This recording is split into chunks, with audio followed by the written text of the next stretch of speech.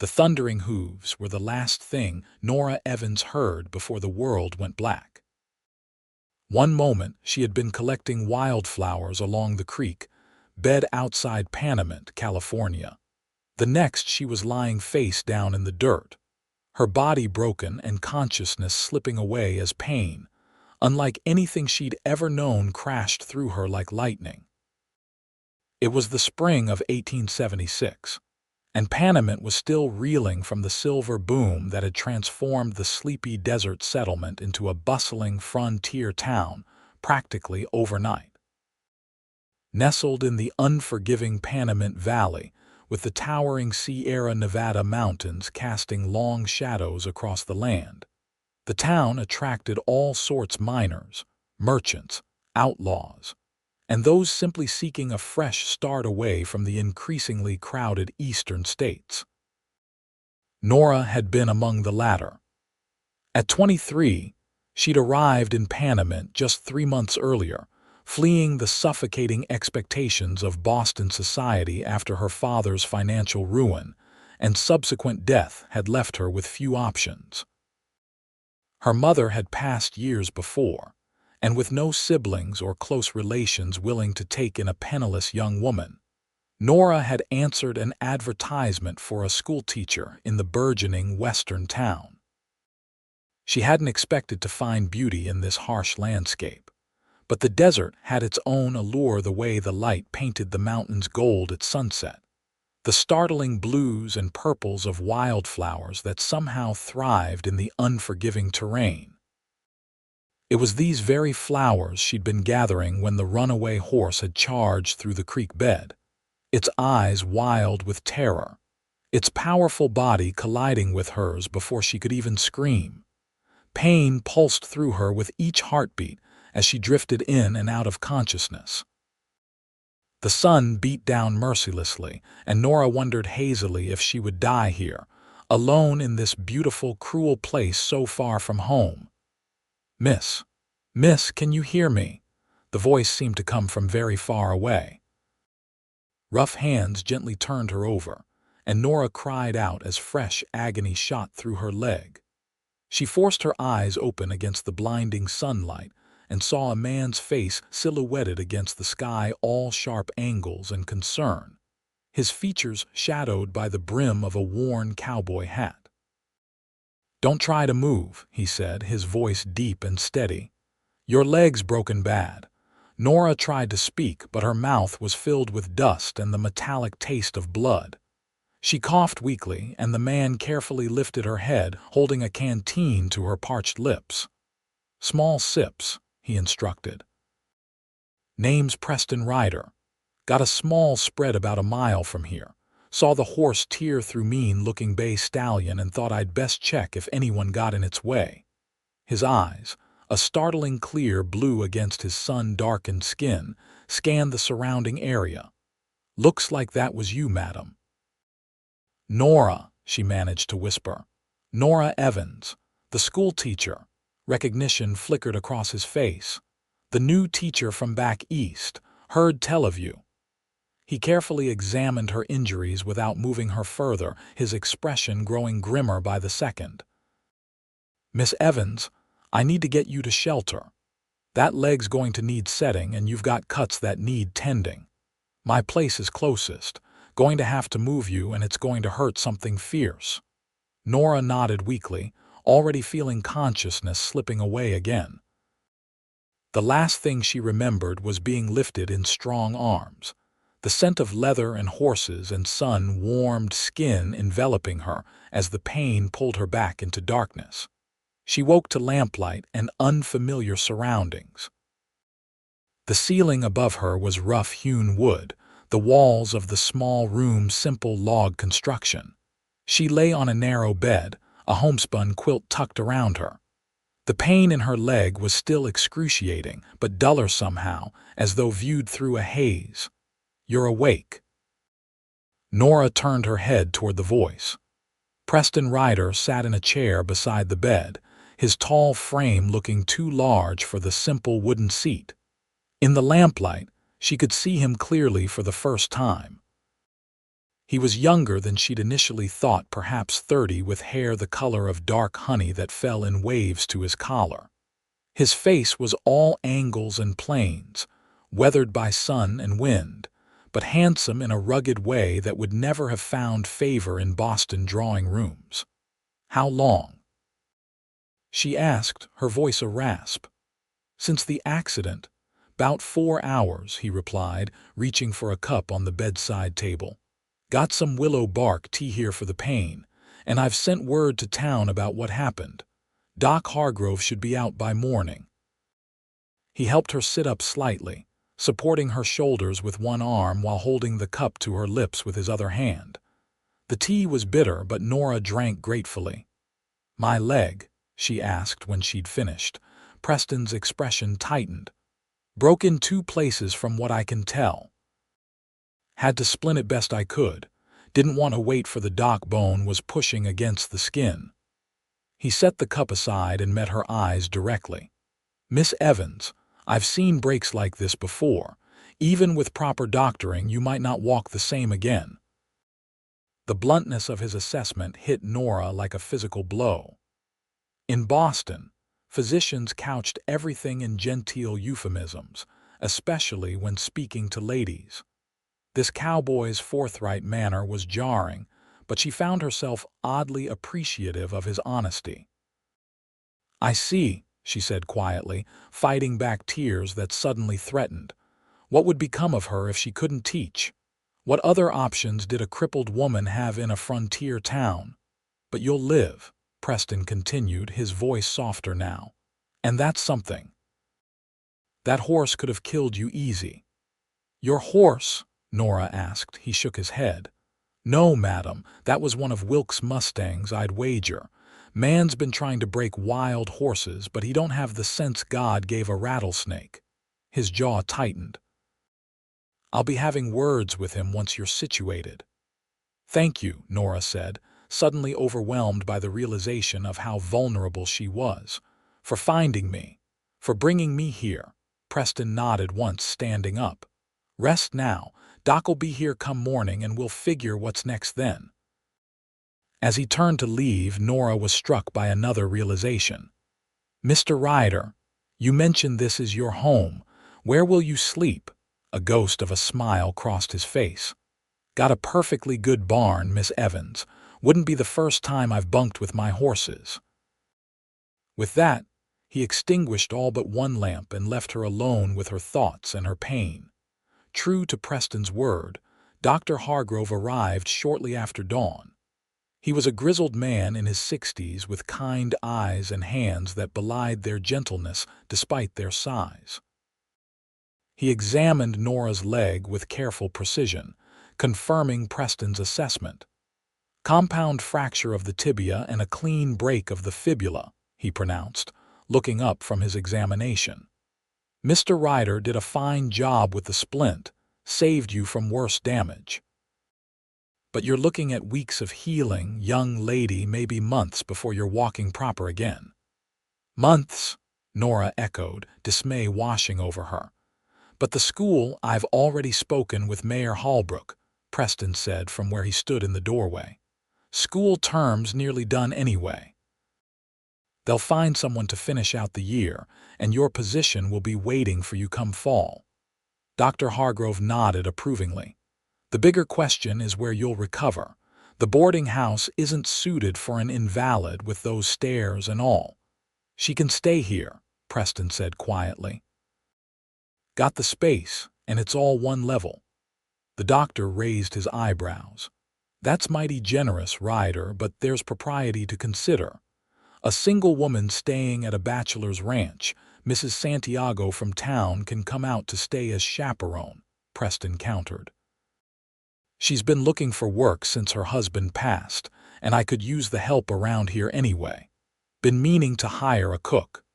Nora, who had been following this exchange with increasing bewilderment, finally found her voice. "Don't I have any say in this arrangement?" Both men looked at her with identical expressions of surprise, as if they'd forgotten she was more than the injured limb they were discussing. "Of course you do, Miss Evans," Dr. Hargrove said, recovering first. "But your options are limited. The alternatives would be the makeshift infirmary behind my office, which currently houses 2 minors with influenza, or attempting the 2-day journey to the hospital in San Bernardino, which I strongly advise against in your condition." Nora looked from the doctor to Preston, whose expression had closed off, revealing nothing of his thoughts. She hardly knew this man who had saved her life, this quiet cowboy who had opened his home to her without hesitation. Yet there was something in his steady gaze that inspired trust. If Mrs. Santiago would agree to stay, "I would be grateful for your hospitality, Mr. Ryder," she said at last. Preston nodded once. "I'll ride into town today and make the arrangements." Over the next several days, Nora's world narrowed to the confines of the small bedroom in Preston Ryder's ranch house. Mrs. Santiago, a plump, cheerful widow in her 50s, arrived the day after the doctor's visit, bringing with her an air of bustling efficiency, and the comforting sense of home-cooked meals that soon replaced the bachelor simplicity of Preston's household. The pain in Nora's leg ebbed and flowed like the tide, worst in the mornings when the effects of the previous night's laudanum had worn off. Dr. Hargrove had left her a small supply of the tincture with strict instructions to use it sparingly, only when the pain was unbearable. "Seen too many good folks develop a dependency," he'd warned. "Better to endure some discomfort than risk that particular devil." Nora took his advice to heart, rationing the medicine carefully and turning instead to Mrs. Santiago's herbal remedies and distraction to manage her pain. The housekeeper provided both in ample supply, filling Nora's ears with town gossip as she changed bandages and adjusted pillows. Preston himself was an elusive presence in those early days. He would inquire about her comfort each morning before heading out to work his land, and again in the evening before retiring to what Nora had learned was a small room he'd fashioned for himself off the kitchen, having given his bedroom to her. Their interactions were brief, polite, and oddly formal given the intimacy of their situation. It was on the 5th day of her convalescence that the pattern broke.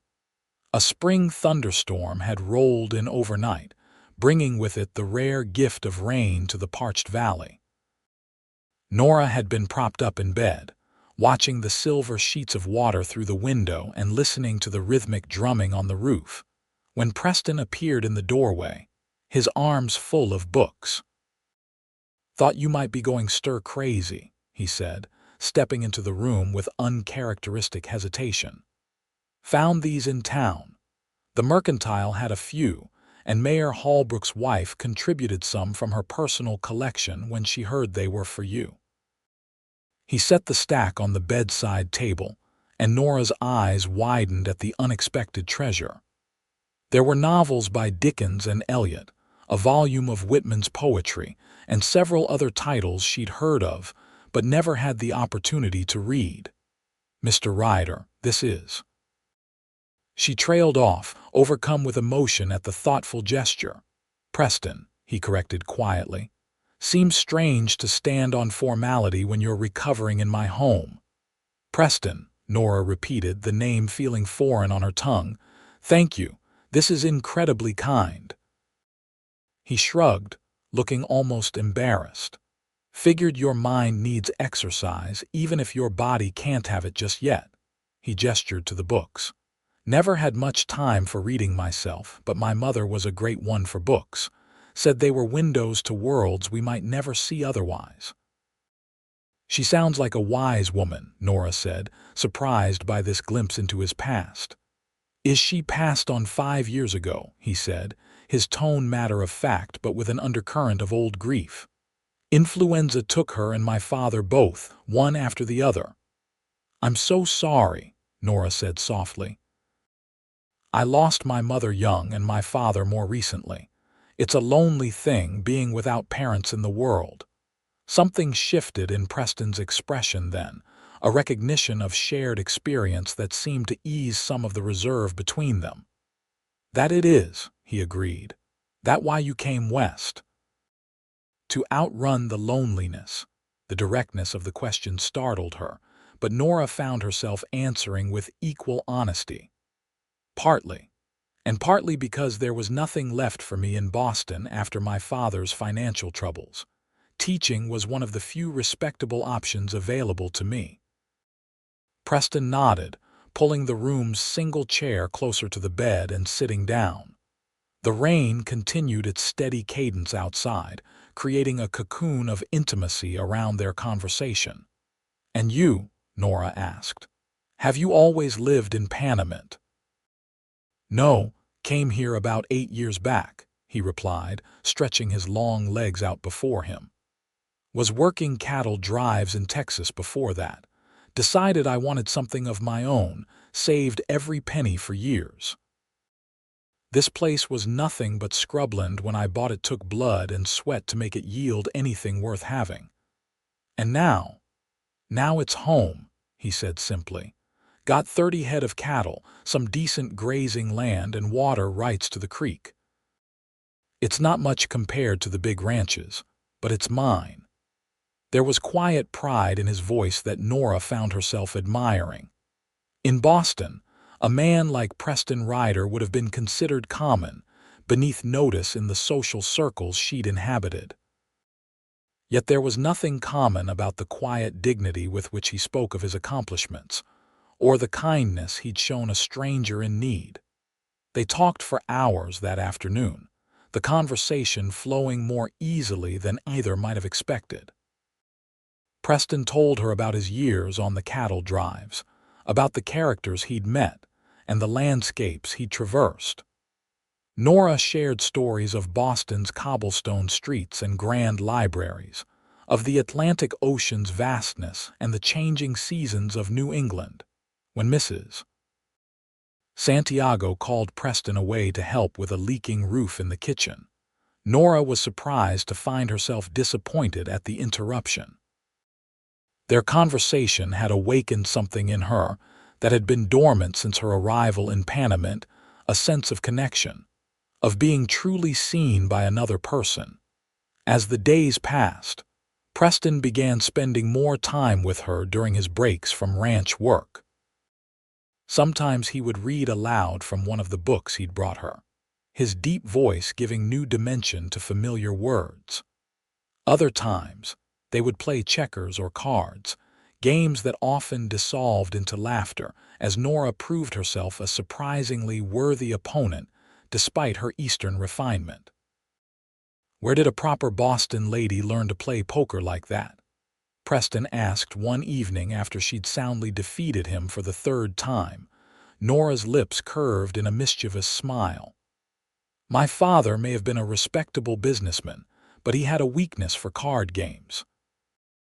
He taught me in secret, said every person should know how to read others, whether at a card table or across a negotiation." "Wise man," Preston commented, gathering up the cards. "Though I'm thinking he might have created a monster." His eyes crinkled at the corners when he smiled, Nora noticed, transforming his serious face into something quite handsome. The realization gave her pause. It wasn't proper to be noticing such things about her host, especially given their unusual circumstances. Yet as the weeks progressed and her leg began the slow process of healing, Nora found herself increasingly aware of Preston in ways that extended beyond gratitude for his assistance. She noticed the grace with which his tall frame moved despite the confined spaces of the small ranch house. She found herself listening for his footsteps returning from the fields in the evenings. Most disconcertingly, she began to wonder what it might be like if his calloused fingers, so careful when helping her adjust her position or handling her splinted leg, were to touch her in other ways. Such thoughts were entirely inappropriate, Nora knew. Preston had been nothing but respectful, maintaining proper boundaries despite their forced proximity. Mrs. Santiago's presence ensured propriety was observed, and the older woman's watchful eyes missed little. "That cowboy's sweet on you, Mrs." Santiago remarked one afternoon as she helped Nora wash her hair, a challenging task given her immobility. "Don't be ridiculous," Nora protested, though she couldn't prevent the flush that crept up her neck at the suggestion. "Mr. Ryder Preston is simply being kind to someone in need, Mrs."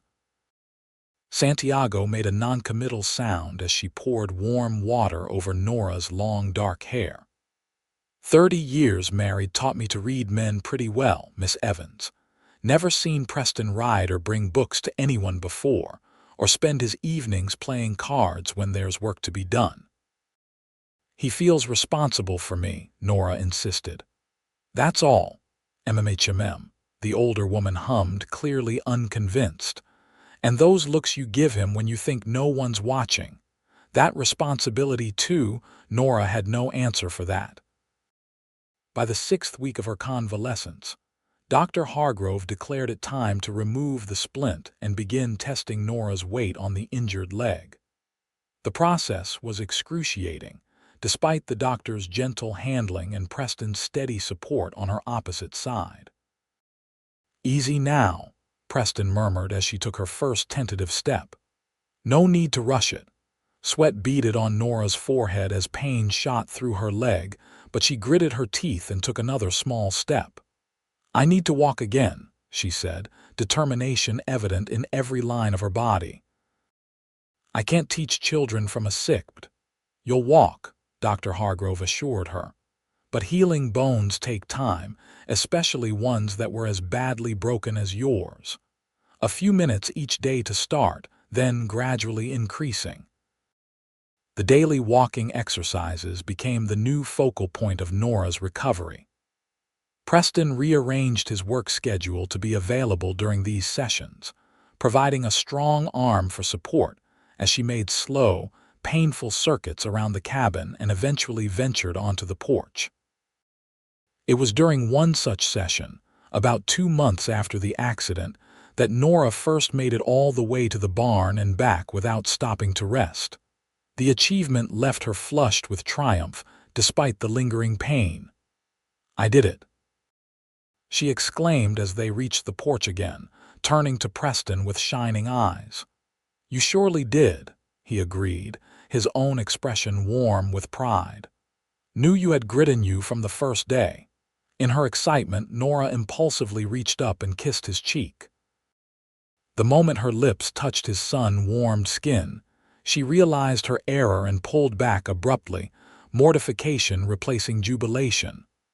"I'm so sorry," she stammered. "That was terribly forward of me."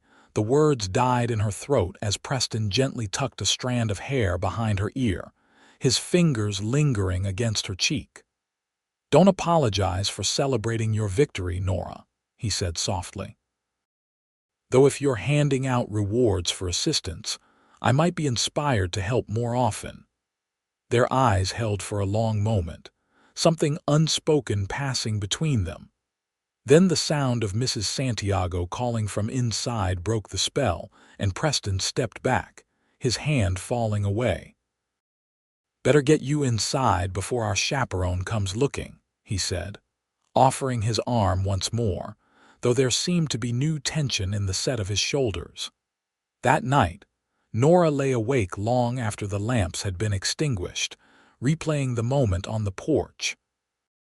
The touch of Preston's fingers against her cheek, the warmth in his eyes, the way her heart had raced at his proximity, these weren't the reactions of a patient to her caretaker. They were the responses of a woman to a man she was coming to care for deeply. The realization was both exhilarating and terrifying. Nora had never considered herself the type of woman who would find love in such circumstances. Her plans had always been practical: secure a teaching position, establish herself in a community, perhaps eventually meet a suitable man and marry if the opportunity presented itself. Falling for a cowboy on a small ranch in the California desert had never featured in those plans. Yet here she was, lying in Preston Ryder's bed, though he had never shared it with her. Surrounded by his possessions, breathing in the lingering scent of him on the pillows, and wondering what it might be like if circumstances were different. The following weeks brought subtle changes to their interactions. There were lingering glances across the dinner table, fingers brushing unnecessarily when passing objects, conversations that stretched late into the evening after Mrs. Santiago had retired. Nothing improper occurred, but Nora felt the shift keenly. This new awareness between them that neither acknowledged directly but both seemed unwilling to ignore. As her strength returned and her mobility improved, Nora began to help around the ranch house, partly to repay Preston's kindness, and partly to stave off the inevitability of her departure. The school term would begin again in less than a month, and though she walked with a pronounced limp that Dr. Hargrove warned might never fully disappear, she was well enough to resume her teaching duties. "The boarding house has a room ready whenever you're fit to return, Mrs. Santiago informed her one morning as they prepared breakfast together. "Mayor's wife mentioned it when I was in town yesterday." Nora's hand stilled on the biscuit though she was kneading. "I see," she said, trying to mask the sudden hollow feeling in her chest. "I suppose it is time I stopped imposing on Mr. Ryder's hospitality." "Imposing?" Mrs. Santiago scoffed.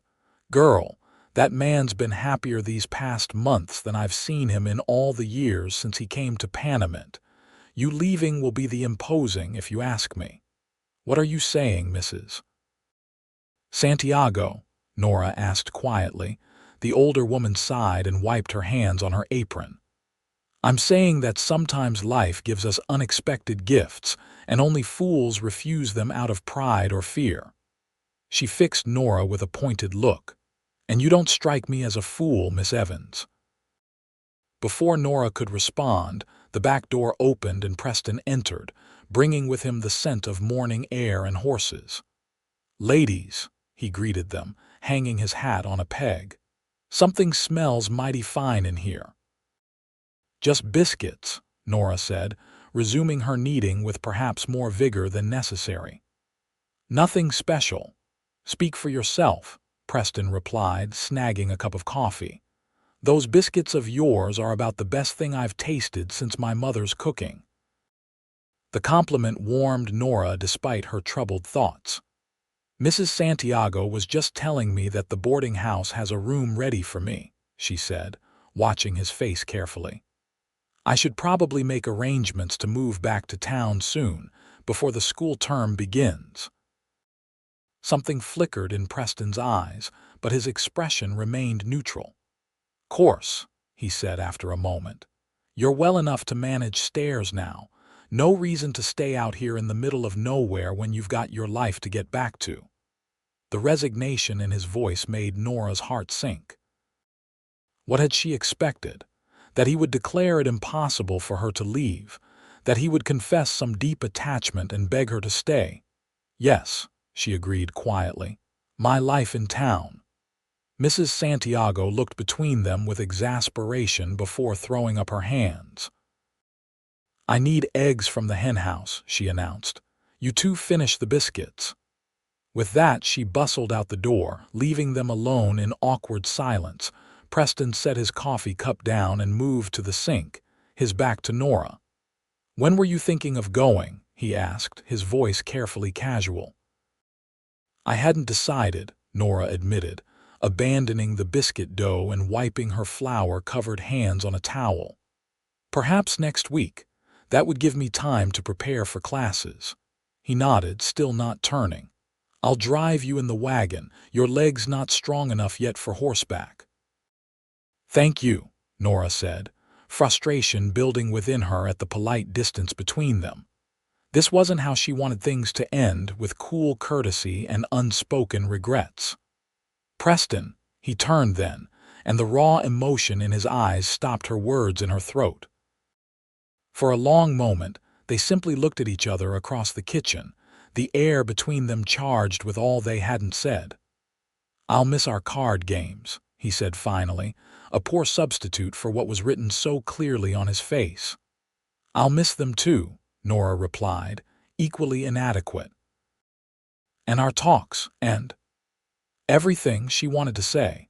"I'll miss everything about being here with you." Preston took a step toward her, then another, until he stood directly before her. Slowly, giving her every chance to move away, he raised a hand to her cheek, his thumb tracing the line of her jaw. "Nora," he said, her name almost a plea on his lips. "I'm not a man of fancy words or grand gestures. I've got calloused hands and simple ways and not much to offer beyond this small ranch and my word that I'd treat you right. But these months with you here, they've been the best of my life, and the thought of you leaving." He trailed off, searching her face. "Tell me I'm not alone in feeling this way." Nora's heart thundered in her chest as she covered his hand with her own, pressing it more firmly against her cheek. "You're not alone," she whispered. "Not at all." The relief that crossed his face was palpable, and then he was bending down, his lips finding hers in a kiss that started gentle but quickly deepened as months of restrained longing broke free. Nora wound her arms around his neck, pressing herself against him as his hands spanned her waist, lifting her slightly to better align their bodies. When they finally broke apart, both breathing hard, Preston rested his forehead against hers. "Stay," he said simply. "Not as my patient or my guest. Stay as more. People will talk," Nora said, though there was no real objection in her tone. "The schoolteacher and the rancher." "Let them," Preston replied, pressing a kiss to her temple. Panamint's seen stranger things than a man loving a woman enough to want her by his side. The word loving sent a shiver through Nora. "Is that what this is?" she asked, needing to hear it plainly. Preston drew back just enough to meet her eyes. "I love you, Nora Evans," he said, the words straightforward and unadorned like the man himself. "Have for weeks now. Probably started the day you beat me at poker with that secret smile of yours." Nora laughed, joy bubbling up inside her. "And I love you, Preston Ryder," she admitted, the truth of it singing in her veins. "Though I'm not entirely sure when it happened. Perhaps it was when you brought me books, or when you held me steady during those first painful steps. Or maybe," she added with a mischievous glint in her eye, "it was when you splinted my broken leg and saved my life." "Best thing that runaway horse ever did, trampling you," Preston said with a wry smile, then immediately looked contrite. "That came out wrong. I meant." Nora silenced him with another kiss. "I know what you meant," she assured him when they parted. "And in a strange way, I'm almost grateful for it. Without that accident, we might never have truly known each other." The sound of the back door opening sent them hastily stepping apart, though Mrs. Santiago's knowing smile when she entered with a basket of eggs suggested they hadn't been fast enough to fool her. "Biscuits not finished yet?"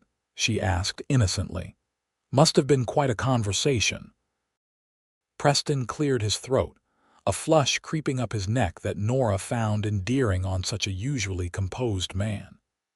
"Mrs. Santiago, I'm afraid I'll be needing your services as a housekeeper on a more permanent basis, if you're amenable," he said. "And perhaps your assistance with planning a wedding, if Miss Evans agrees." Nora's eyes widened at the abrupt proposal, but her surprise quickly gave way to certainty. They had spent months learning each other's hearts and minds in this small cabin. What need was there for a conventional courtship after that? "I agree," she said, her voice steady despite the momentousness of the decision. "Though I'll still need to teach. The school board was very specific about fulfilling my contract." "Wouldn't have it any other way," Preston assured her. "Town needs a good teacher and you need your independence. We'll work out the details." Mrs. Santiago beamed at them both. "About time," she declared, setting down her basket. "Now, are we making wedding biscuits or are these still just for breakfast?" The following weeks passed in a whirlwind of preparations. News of their engagement spread quickly through Panamint, generating a predictable mix of reactions. Some, like Dr. Hargrove and Mayor Holbrook, offered hearty congratulations. Others, particularly certain ladies of the town who had their own designs on the handsome rancher, were less enthusiastic in their felicitations. Mrs. Woodson asked if we were rushing the wedding because of an impending blessed event. Nora reported to Preston with a roll of her eyes after a particularly trying visit to the mercantile. When I assured her that wasn't the case, she suggested perhaps I was simply desperate to secure a husband before my infirmity became common knowledge back east. Preston's jaw tightened dangerously. "That woman's tongue is sharper than a rattlesnake's fang and twice as poisonous," he muttered. "Pay her no mind, Nora." "I don't," she assured him, squeezing his hand. Though I admit I took some satisfaction in informing her that my infirmity was already improving beyond the doctor's expectations, and that my fiancé finds my resilience far more attractive than idle gossip. Preston laughed, pulling her close and pressing a kiss to her forehead. "That's my girl," he said proudly. "Though I'd still like to have a word with the widow Woodson about respecting my future wife." "You'll do no such thing," Nora scolded, though she was secretly pleased by his protectiveness. "I'm perfectly capable of handling one spiteful woman, Preston Ryder. I did teach 30 children simultaneously, after all." Their wedding was set for the last Saturday in August, a week before the new school term began. It would be a simple affair at the town's small church, followed by a celebration at the ranch. Nora had written to her former landlady in Boston, requesting that her few remaining possessions be sent west, including her mother's wedding dress, which arrived just in time for alterations by Mrs. Santiago's skilled hands. The night before the wedding, Preston found Nora sitting alone on the porch steps, gazing up at the vast canopy of stars that blanketed the desert sky. He settled beside her, careful to leave a proper distance between them. "One of Mrs. Santiago's many rules for the engaged couple. Having second thoughts?" he asked quietly, following her gaze upward. "Not about you," Nora assured him, reaching for his hand in the darkness. "Never about you. I was just thinking about how much has changed in such a short time. 6 months ago, I was teaching multiplication tables and wondering if I'd made a terrible mistake coming west. Now I'm about to become a rancher's wife." "And still a teacher," Preston reminded her. "That was our agreement, remember? You keep your position at the school at least until we start a family," Nora finished for him, a soft smile playing at her lips. They had discussed children, agreeing that they both wanted them, though not immediately. "I remember, and I'm grateful for your understanding about that. Most men wouldn't be so accommodating of a wife with her own profession. Most men haven't had the privilege of watching you fight your way back from a broken body through sheer determination," Preston replied, his thumb tracing circles on the back of her hand. "I'd be a fool to try to contain that spirit, Nora. Better to give it room to soar and be there to catch you if you need it." His words warmed her heart, reinforcing her certainty that she had found a rare and precious partner in this quiet man. "I love you," she said simply. "And I love you," he responded. "Now get some sleep. Tomorrow's a big day, and I hear tell the groom is expecting the bride to be radiant." Nora laughed, allowing him to help her to her feet. "The bride will do her best, though she makes no promises about the radiance. The limp, however, is improving daily." "I noticed," Preston said, his expression softening. "You barely favored it today." The observation pleased her more than she could express. Her recovery had been a long and painful process, and though Dr. Hargrove had been right about the lasting effects, she would likely always walk with a slight limp. The improvement was significant. "Dr. Hargrove says I'm his miracle patient," Nora said. According to him, most people with breaks that severe never walk properly again. Dr. Hargrove doesn't know your stubbornness like I do, Preston teased, escorting her to the door. Now, off with you before Mrs. Santiago comes out with her broom to chase me away from my fiancé. As if summoned by her name, the housekeeper appeared in the doorway, hands on her hips. Time for the bride to rest, she announced firmly. You'll have plenty of time to whisper sweet nothings tomorrow, Mr. Ryder, after the ceremony. With a last squeeze of Nora's hand, Preston retreated to the barn where he'd been sleeping since their engagement became official. Mrs. Santiago's rules about propriety had become even stricter as the wedding approached, much to the couple's amused frustration.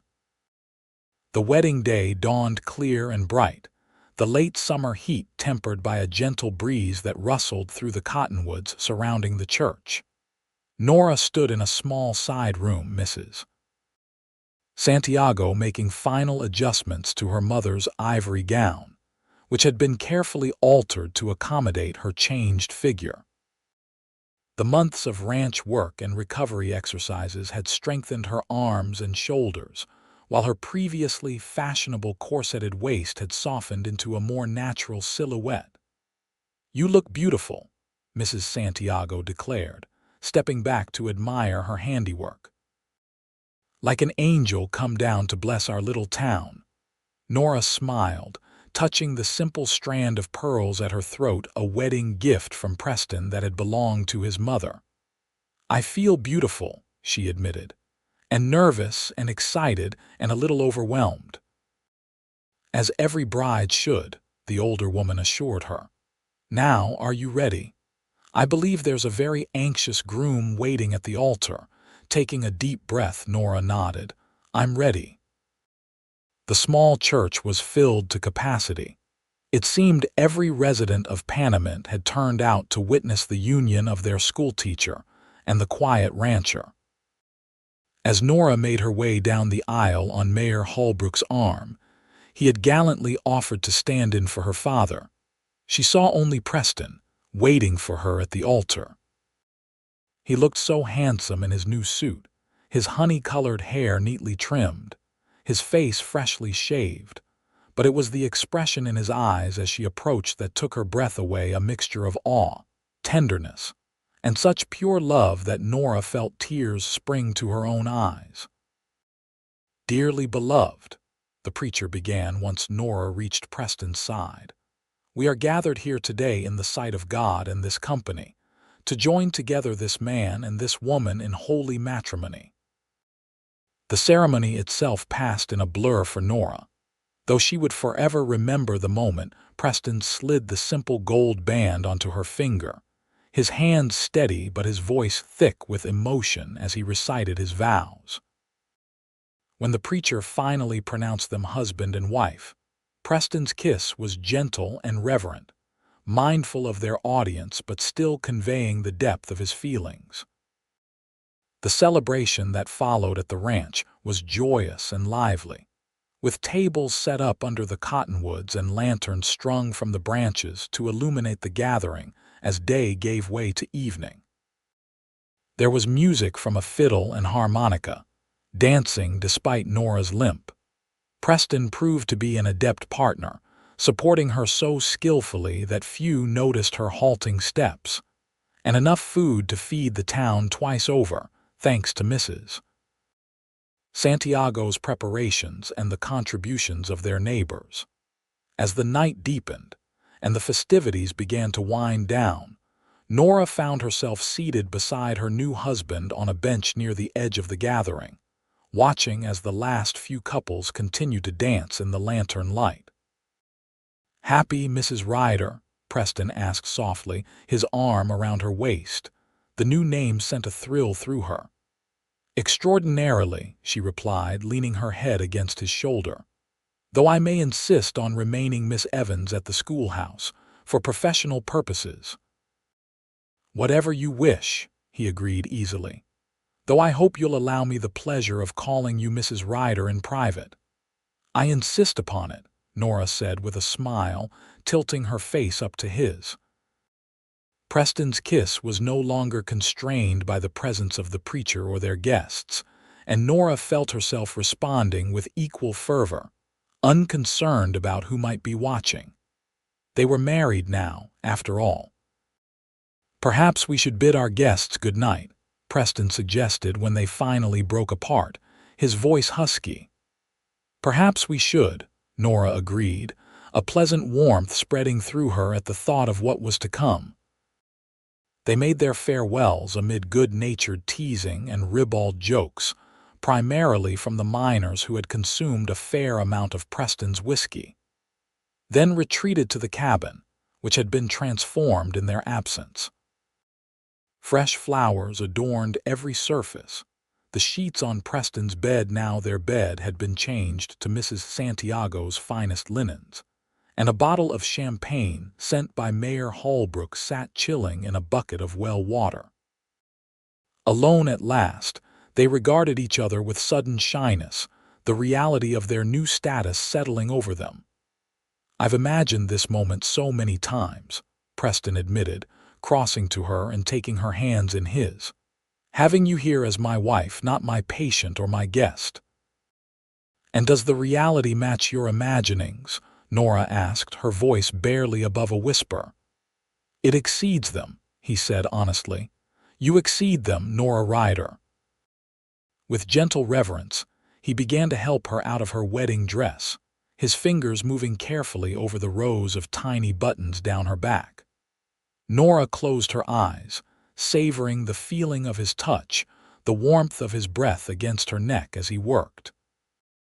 What followed was a night of tender discovery, of learning each other's bodies with the same patience and care they had used to learn each other's minds over the preceding months. Preston was attentive to Nora's injured leg, mindful of positions that might cause her discomfort, while she marveled at the strength and gentleness that coexisted in her husband's touch. In the quiet aftermath, as they lay tangled together in the moonlight streaming through the window, Nora traced idle patterns on Preston's chest, feeling the strong beat of his heart beneath her fingertips. "I never expected to find this," she confessed softly.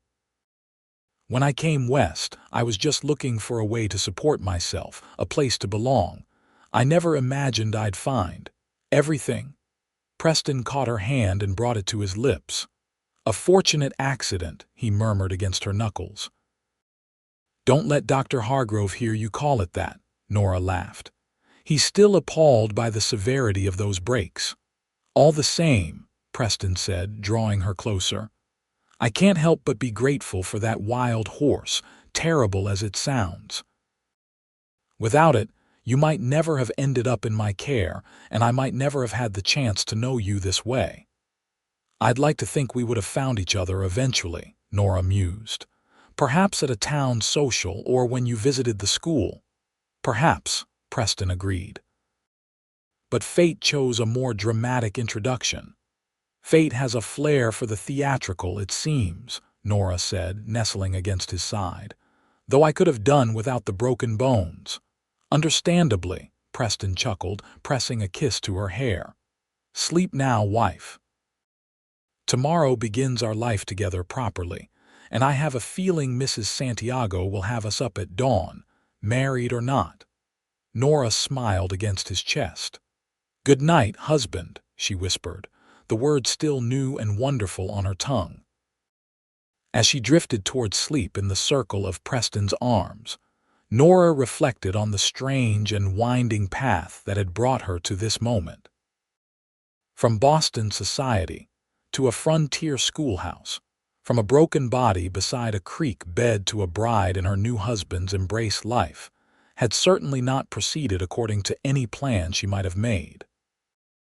Yet she wouldn't change a single step of the journey, not even the painful ones, for they had all led her here, to this man and this life that now stretched before them full of promise.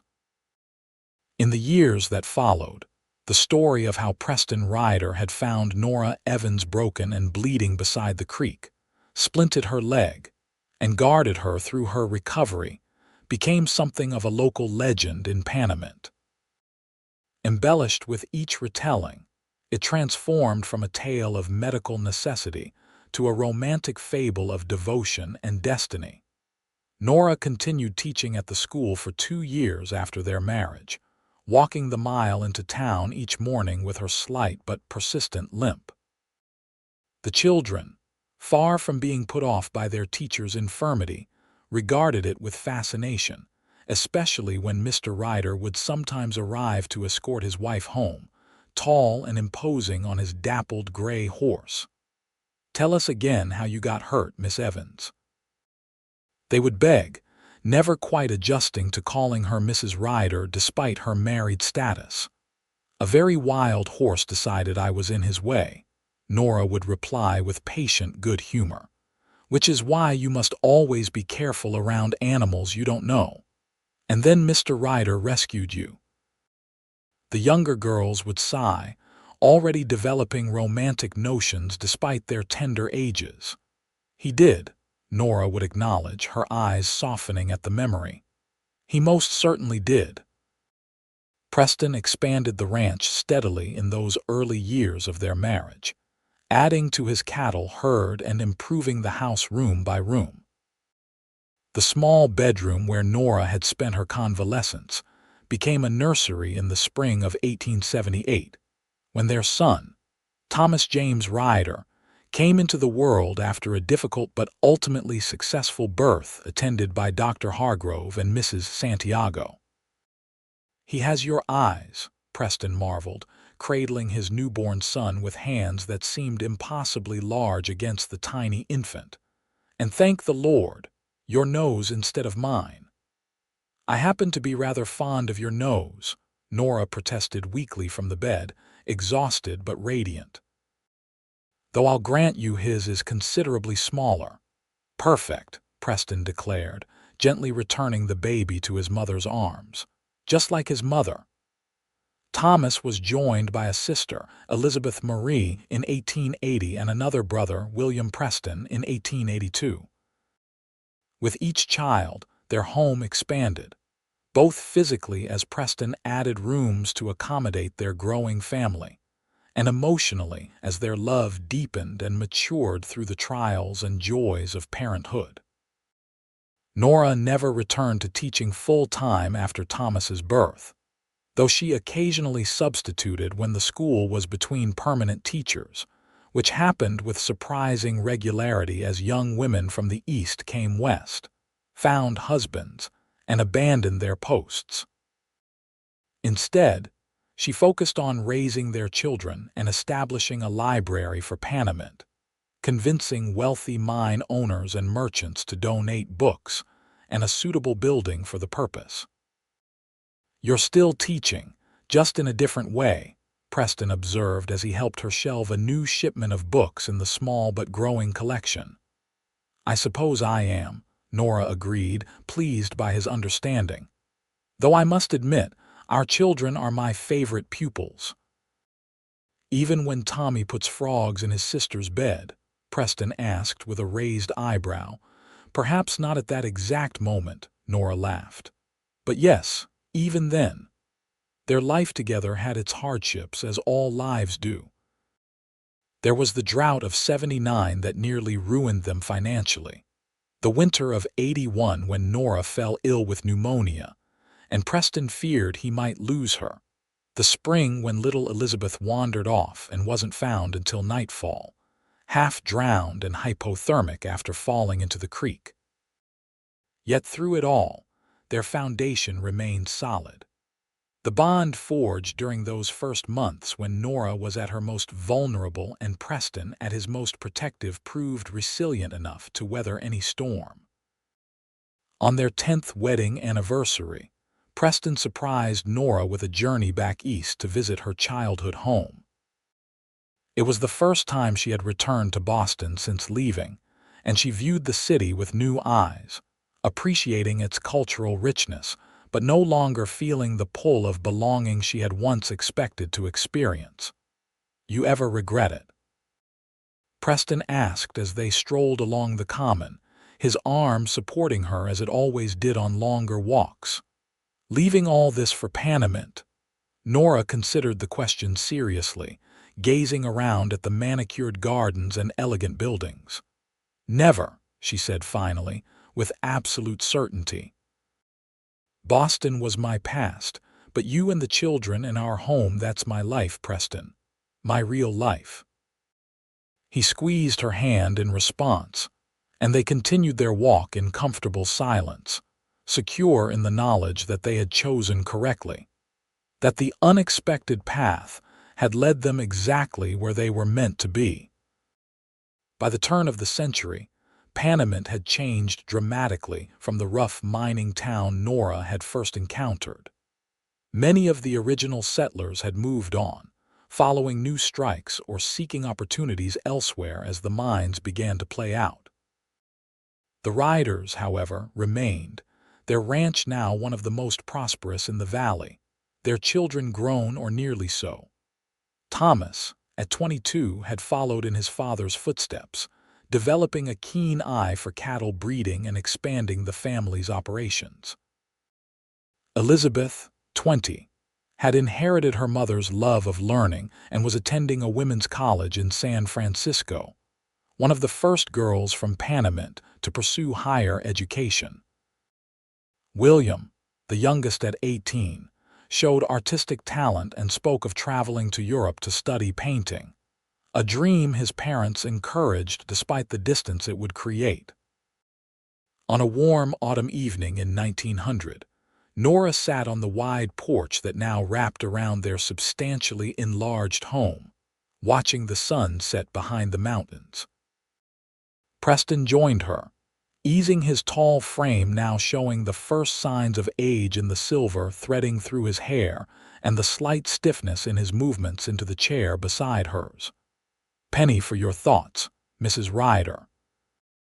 he asked, reaching for her hand in a gesture that had become second nature over their 24 years together. Nora smiled, entwining her fingers with his. "I was thinking about that day by the creek," she admitted. "How different our lives might have been if that horse hadn't chosen that particular path, or if you hadn't decided to investigate." "Fate," Preston said simply, echoing their conversation from so long ago. "Or divine providence, if you prefer.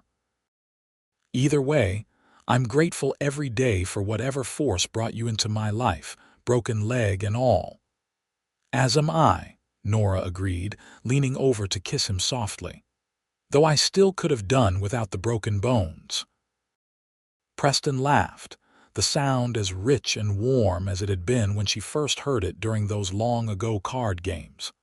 "Some prices are worth paying," he said, squeezing her hand. "And I'd say we got the better end of that particular bargain, wouldn't you?" As the last light faded from the sky and the first stars began to appear, Nora rested her head on her husband's shoulder, content in the life they had built together from such unlikely beginnings. The young Boston schoolteacher and the California rancher, brought together by a wild horse and a broken body, bound by love that had grown stronger with each passing year. "The better end indeed," she murmured, and together they watched the night fall over the land that had become their home, their legacy.